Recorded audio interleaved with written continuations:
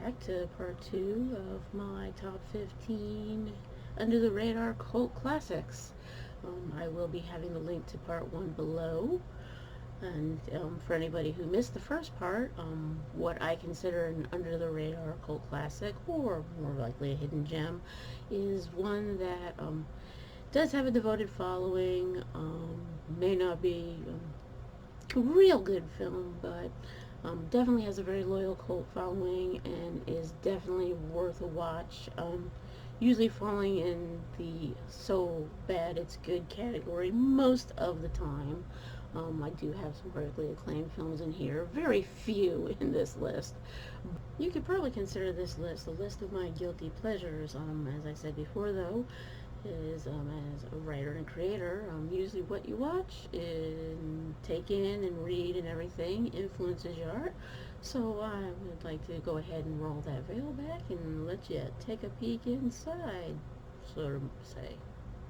And as with the last video, there is a spoiler warning for some mild spoilers, even though some of these movies date back to the 60s. This is your last warning. Leave now, or forever hold your peace on the fact that I'm probably going to spoil a movie. Repo, the genetic opera. This opera, quite literally, no spoken dialogue whatsoever, was directed by Darren Lynn Bousman, the man best known basically for Saw 2 and 3, aka what people consider the best two Saw sequels. It was written by Terrence Sunich, I apologize if I'm mispronouncing that, and Darren Smith. It is based on their 2002 stage musical and stars Anthony Stewart Head, Alexa Vega, Paul Sorvino, who, shockingly, has an amazing opera voice, Sarah Brightman, Paris Hilton in a Razzie-winning performance, a cameo by the legendary Joan Jett, in a movie that also did garner these golden raspberries in Hilton. It was also had 3 songs submitted to the Oscars. Of course, none of them were nominated, but bravo for a movie such as this to have the kahunas to say, hey, Oscar, take us into consideration. Like I said, this is an opera type film, and the fact that it is all sung, no spoken dialogue unless it is part of the song. It is a very interesting concept here, definitely is, from what you can get from the title and the director, a horror film. The premise is that the world has become so infected and disease-ridden that organ transplants are the norm, and a company called GeneCo has decided to corner the market on synthetic organs, to where they also come up with a financing plan. Just like you can mortgage your house and get a loan on your vehicle, you can do the same with your organs. And just like those things, if you fall behind on your payments, well, they can get repossessed. And if anybody's had anything repossessed, you know that the care that it took to obtain those things is not so much observed when the bank comes a-calling and they're taking them back. Anthony Stewart Head plays a repo man, aka a sanction-paid murderer, who basically comes and collects these organs for GeneCo in a not so pretty way. As the film, being an opera, is all music all the time, there will be those songs that will be absolute showstoppers. You will not get out of your head. You will quite enjoy. There will also be some that will be like, yeah, next. But overall, it is good, trashy fun if you are into this type of thing. I quite enjoyed it. And it is a bit gorier than I usually do like, but I did enjoy the concept, and I enjoyed the film overall. Deadman. Written and directed by Jim Jarmusch. Music composed by Neil Young, done so by watching a raw copy of the film and composing on the spot. It works completely well for the film and is a brilliant score, completely fitting of the feel of the movie. The movie here stars Johnny Depp, Gary Farmer, Iggy Pop, Lance Hendrickson, Michael Wincott, Gabriel Bryan, Billy Bob Thornton, Crispin Glover, John Hurt, Alfred Molina, and Robert Mitchum in his final film role. The film has been referred to as an acid western, a psychedelic western, postmodern western. Personally, I consider it more of a deconstructionist western, basically taking the tropes of the legends we've grown up with the West and turning them on their head. Is it just a fantastical image just like the previous? Yes. But in a way, it also is more truthful to what the West was and kind of gives you something to counterbalance what was before. Story follows a character, William Blake, played by Depp, who is basically dead on the inside. He's our dead man of the story, and eventually becomes a walking dead man through events that happen in the film. Gary Farmer is the Indian nobody who takes him on his final trek to his final resting place, and basically we get to see a West that has been decimated by the invasion of the white man in particular, and it is beautiful in its concept. I will admit this is a film that did have to grow on me. I've watched it 3 times before I basically fell in love with it. The first time I watched it, I sat there and went, okay, it's not something I normally would, but I respect the film and what it is. Second time I watched it was to write my article on how this movie is a deconstructionist western. I will put the link below if you are interested in reading it. And in watching it, because it had been some time and I did want to familiarize myself again before getting into it, I realized watching it again with new eyes, having an idea of what was going to happen in the film, how great a film this really was. And when I got to watching it the third time, so I could fine-tune some of the finer points in my article, I was just astounded by this film and blown away. Especially since at this point I was taking a more careful look at the film, and it is wonderful. It is critically acclaimed. It's probably the most critically acclaimed film on this list, taking also into account Terry Gilliam films, and the film you will be seeing at number 4. Once again, promised you, not everything on this list would be terrible, but basically this is a great film overall, and I highly recommend watching it. It is at number 9 because it's not something that I would enjoy watching as much as the movies that are going to precede this. But it is still an amazing film overall. It will definitely leave an impression. Highly recommend watching Deadman. Head, the movie by the Monkees. Yes, this is a thing. And why did the Monkees call their movie Head? Well, rumor has it that they figured if they could have a sequel, then they could sit there and put in the advertisement, from the people who gave you Head. It is a rumor, but I really do like to think that they did this. The movie was directed, co-written, and co-produced by Bob Rafelson, and co-written and co-produced by Jack Nicholson, as you would probably recognize the gentleman that brought you Easy Rider.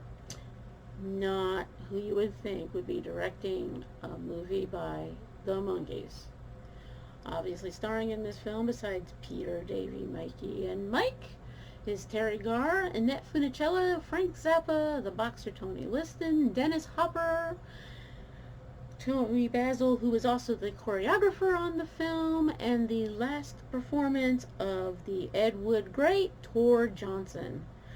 The movie is a psychedelic tour through a day in the life of the monkeys, and not basically what they felt you saw on television, but more of what they were doing in real life, behind the scenes, and who they really are.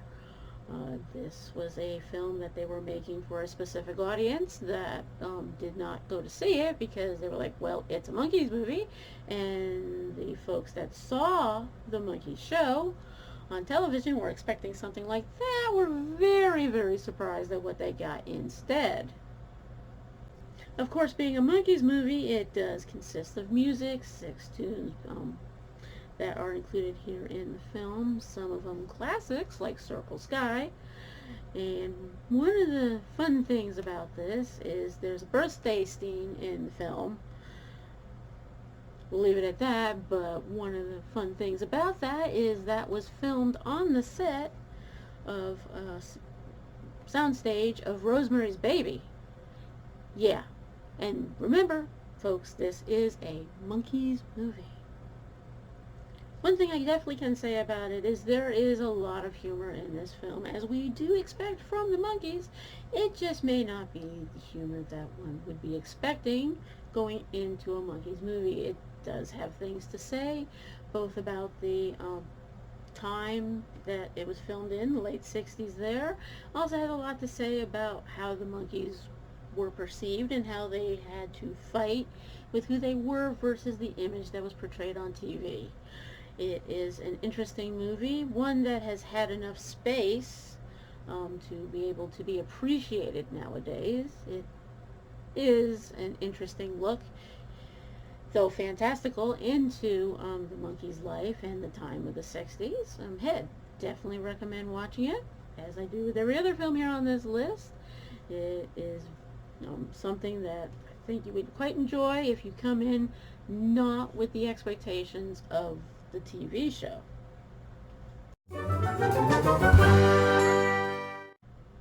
Cinderella, otherwise known as Cinderella 77 for this video, otherwise known as Cinderella the porno version, even though I'm going to tell you right now, this is not a porno.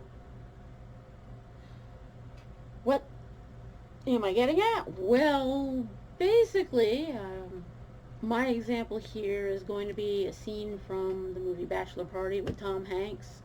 There's a portion in it where they are going at the party going to watch a adult film, and apparently the ladies have gotten a hold of it beforehand and have edited out all the good parts. Well, what's left is about 3 to 4 minutes of the film. Well, when you take a 94-minute film such as this, edit it 4 minutes to a 90-minute film, and suddenly you have a rated R. I'm sorry, that's not a porno. Hashtag not a porno. This is what I would consider a sexual fantasy romp musical. Yeah, I said it. It's a musical. There are 5 originally written for this movie numbers in there. And the surprising thing is they're not terrible. I mean, they're not the greatest thing, but you can actually tell someone tried, and a couple of them are actually pretty catchy. Scarily so. Freaking earworms. Oh, good grief. It is a fun version of Cinderella. You know the story, with a few interesting twists here. Let's just say there's no glass slipper. No. But it is interesting. It has not aged well. It is from the 70s. There is some definite outdated views of African Americans, females, and homosexuals in general. But in that, I will mention the one person associated with this film that is even worth mentioning. Cy Richardson does take both the black and the gay stereotypes and plays with them in a way that is actually somewhat entertaining, even though you're feeling cringy and dirty as well as you are watching it. This is very funny, very comical, very typical of trashy 70s cinema. Reason why it is not higher on this list is there is a nightmare scene in this film, which is 2 minutes of my life I want back film. Oh, good grief. The term nightmare fuel definitely had to originate with that scene. And the only redeeming thing about it is it leads right into some of the funnier parts of the film.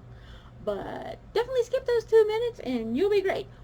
I mean, we had to edit out the other 4 minutes. This should have been edited out. This should have been edited out here.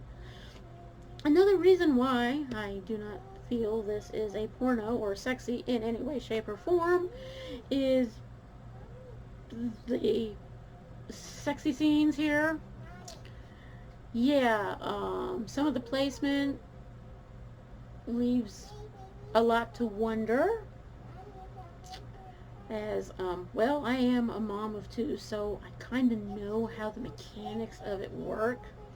And looking at it, you're like, And number two is I have never seen men look so bored in the act, per se. Yeah. Number two reason why it is hashtag not a porno. It ain't really happening. It's acting. Not good acting. Okay, small confession here. I actually own this film digitally. Yeah.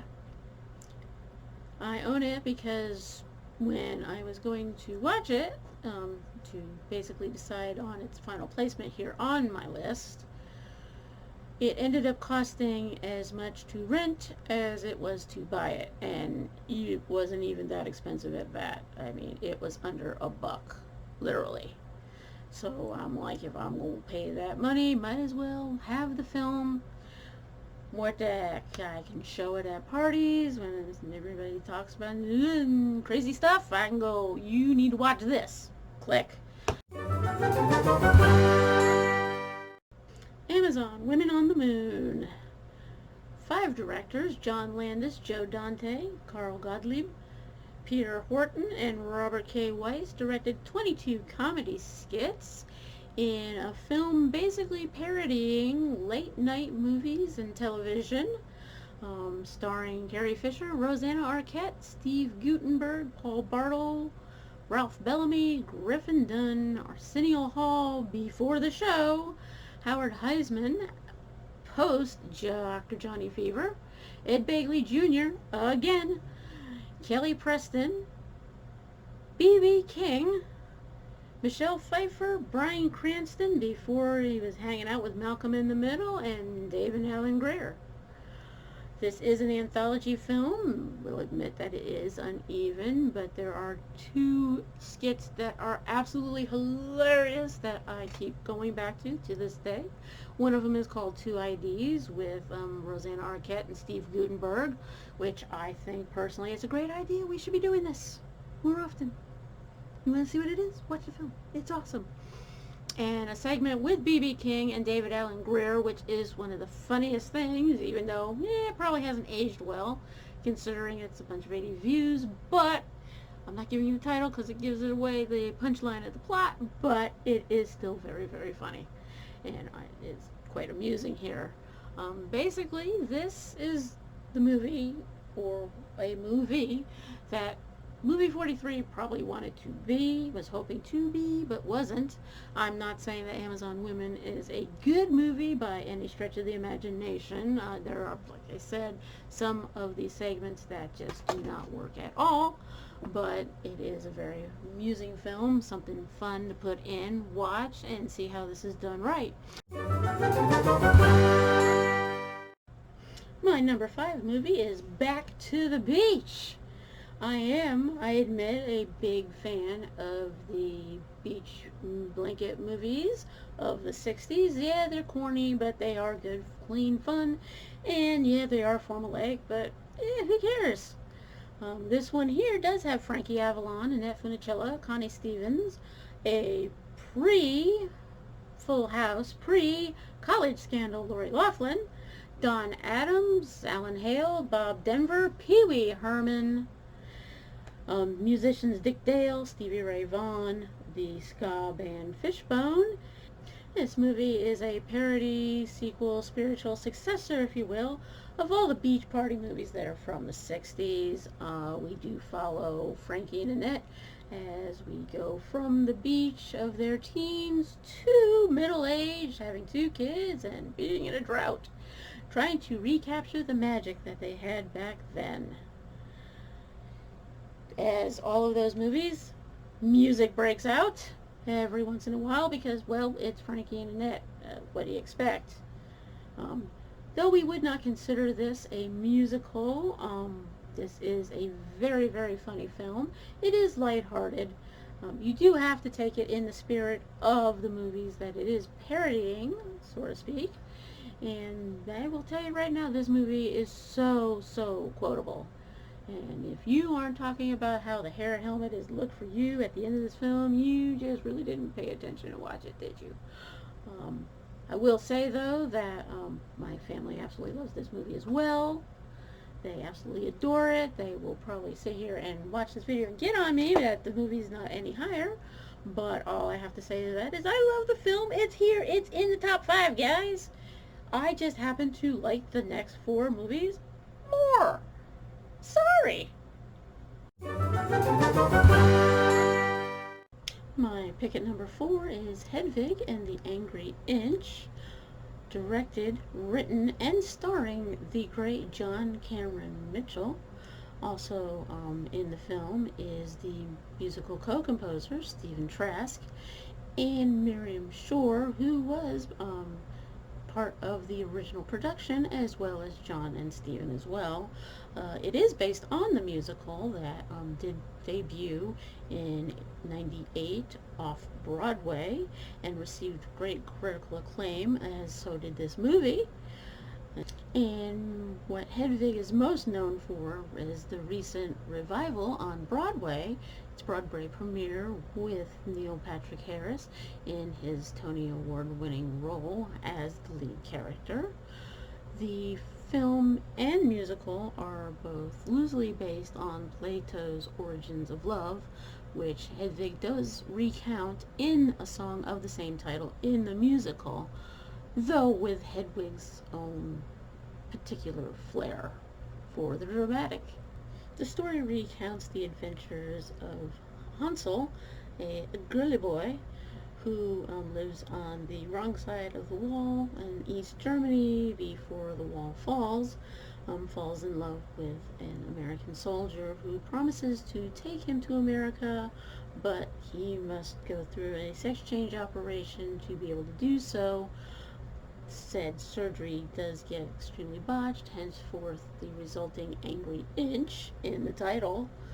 And after coming to America on her first anniversary, her husband leaves her for another man, and so she has to fend for herself, takes up babysitting for officers' children, and ends up meeting Tommy, who she develops an attraction to. They develop a relationship, they write songs together, and then he then abandons her, goes on to fame and fortune with the songs they wrote, not crediting her at all. And all of this is recounted while the premise of the movie here and the musical is while she is on tour with her band, chasing Tommy around the country, trying to get her story out and be heard. The story is about finding love within yourself, also being able to complete yourself within the dualities within yourself as well. It is an amazing tale. It's a great film. Was very critically acclaimed. Somehow audiences missed this when it was in the theater, but I definitely recommend, especially with the renewed interest with Neil Patrick Harris's amazing performance and the revival, to check it out. Give it another look. Hedwig and the Angry Inch. It is definitely worth your time. It will put you through the emotional ringer, but I guarantee you it will be worth it. It'll be worth your time. Phantom of the Paradise. written and directed by the great Brian De Palma, with music and starring Paul Williams. Also hanging out with Paul is Jessica Harper, tending to pick up a trope she seemed to be doing there, damsel in distress, in musical, that is part horror, part fantasy, part I don't know what the heck it is. Yeah. This movie is basically the love child of Phantom of the Opera, Faust, and Pictures of Dorian Gray. And one thing that it is known for is that it was nominated for the Academy Award and the Golden Globe Award that year for its score. Of course, it went and lost to The Great Gatsby, which is a little baffling to me because, well, how many people do you know are sitting there saying, hey, I just love playing that Great Gatsby soundtrack. Isn't that amazing? Hasn't it stood the test of time? Basically, the movie follows the tale of one Winslow Leach, a composer hoping to break into the music business and get the attention of the great music composer, record producer, production company owner, and now new concert venue owner, Swan, played by Paul Williams. Basically playing pretty much the devil incarnate. This movie is better than your standard fare of your B movies at the time. Definitely shows the signature Brian De Palma style coming into its own, especially more in the second act than the first act. First act is a little bit more zany and kooky, where the second act shows more of the traits of being able to build suspense that Brian De Palma became known for later on in his career. Also, something to keep an eye out for is how often Swan's Death Records keeps changing for between that and Swan Song. Apparently there was an issue at the time with the fact that they did want to call it Swan Song in the movie, making sense since the character Swan, but there was one that existed in real life. It was the production company of Led Zeppelin, which led to a lawsuit, which led to them changing it to Death Records, but apparently it happened so late in the production, well, they didn't quite catch them all. So it's a fun little Easter egg to go ahead and look for. But it is a very amusing film. It is starting to get a bit more noticed lately, but still I consider this under the radar. My number 2 pick is Barbarella, and believe me, if number 1 didn't exist, this would most definitely be in that spot without a doubt. This movie is absolutely, completely outrageous. This movie is insane. This movie was directed by Roger Vallum and had 8 writers on the script. 8. It's not even worth listing all of them. 8. How do you come up with needing 8 writers to write a 90-minute film? How? Yeah. The movie starred Jane Fonda in her and director/husband's attempt to give her a new sci-fi sex spot makeover. Didn't work. We're hoping to turn this into a franchise. Didn't happen. The movie also stars Milo O'Shea as villain Duran.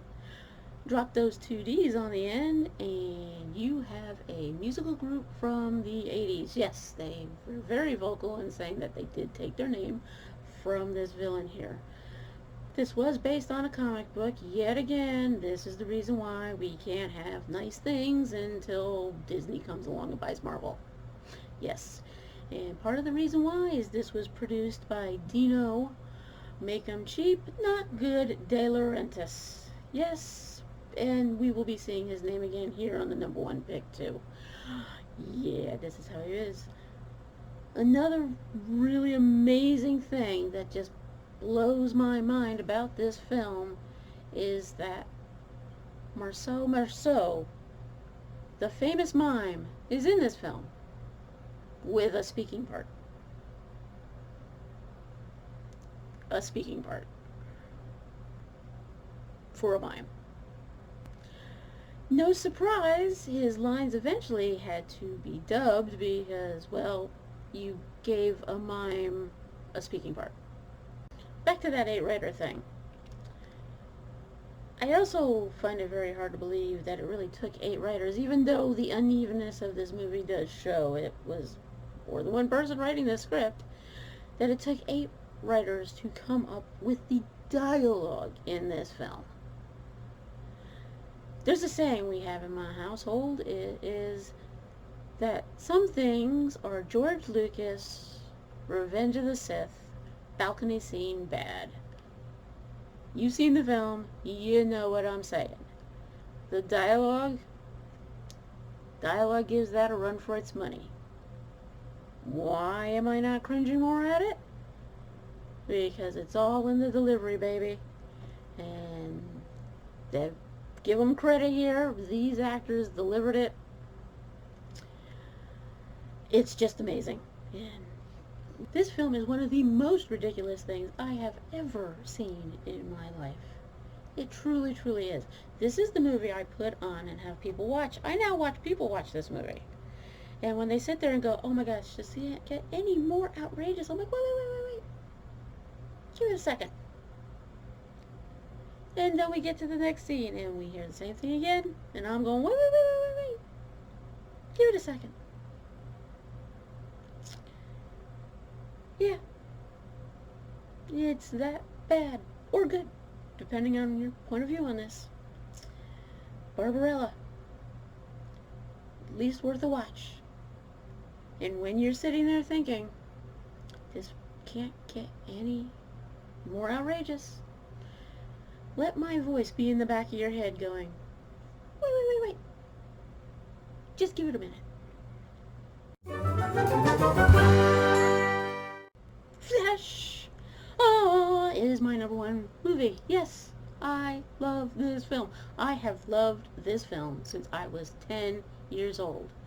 A number of years ago, we are not even going to discuss, but yes, I have loved Flash. To let you know how much I have loved Flash through all these years, when we first watched it, we had checked it out or rented it from someplace, whatever. We had it for a week. In that week, I watched that video 14 times. 14! Yes, if we're all doing the math here, that's twice a day. When this came out on DVD, this DVD sitting right here on my desk, I was there day it came out at the store purchasing it. And I think that the store that I bought it at said that was the only copy they sold that day. Yes. Yeah, I love this film. I love it. Yes, it's based on another comic book that Dino, make 'em cheap, not good, De Laurentiis decided to do. Once again, yes, another example of why we didn't get comic book movies, and at least good ones, until now. Because this is how they felt they should be. But, having said that, I'm okay with it in the end because, well, we got this film. And yeah, you can sit there and talk about how Sam Jones and Melanie Anderson were the stars of the movie. And, you know, how many movies did you see them make after this? I mean, really?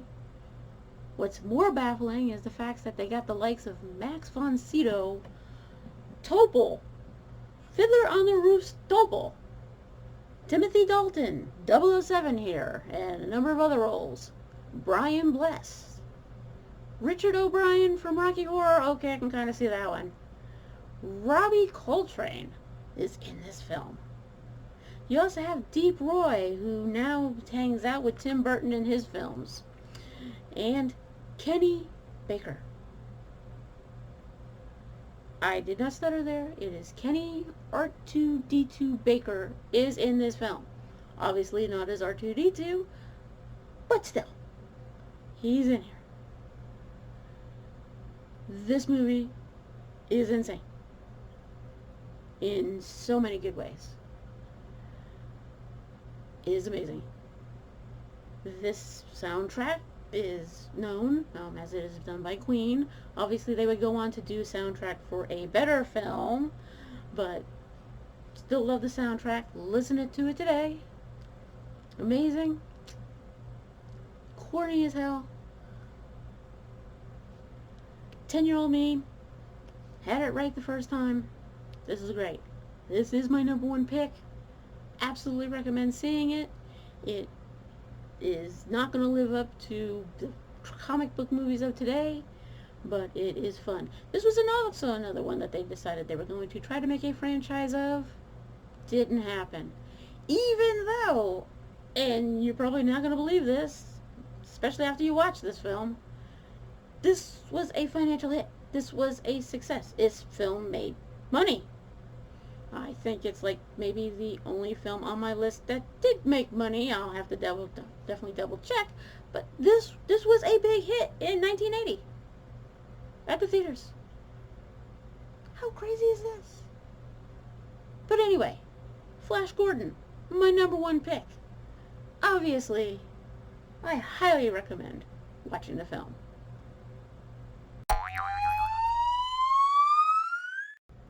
So those are my favorite hidden gem, under the radar, not quite well seen, most of them so bad they're good, cult classics.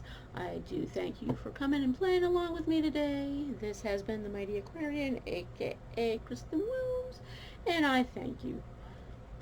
Ciao.